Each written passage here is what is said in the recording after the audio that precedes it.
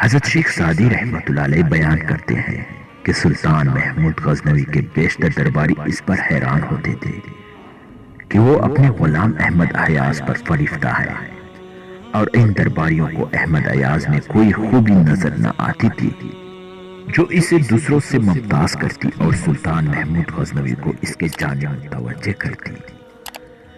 سلطان محمود غزنوی کو جب اپنے ان درباریوں کی حیرانگی کا علم ہوا تو اس نے ارادہ کیا کہ کوئی مناسب وقت آنے پر میں ان کی آزمائش کروں گا اور ان کے اس اعتراض کا انہیں جواب دوں گا۔ کچھ دنوں بعد ایک ایسا موقع آن پہنچا اور ایک سفر کے دوران قیمتی ساز و سامان سے لدا ہوا ایک اونٹ پاؤں پھسلنے کی وجہ سے گر پڑا اور اس پر موجود سامان بکھر گیا۔ سلطان محمود غزنوی نے اپنے درباریوں کو حکم دیا کہ وہ تمام سامان اکٹھا کرے اور جو چیز جس درباری کے ہاتھ لگ گئی وہ اس کی ہو گئی۔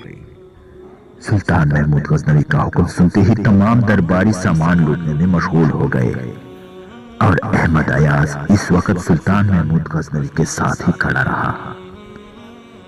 سلطان محمود غزنوی نے احمد ایاز سے کہا کہ تمہارے ہاتھ کیا لگا؟ احمد ایاز کہنے لگا کہ میں آپ کے ہمراہ تھا۔ سلطان محمود غزنوی نے اپنے حاسد درباریوں کو مخاطب کر کے کہا کہ احمد ایاز کی یہی خوبی ہے جو اسے تم سب سے ممتاز کرتی ہے۔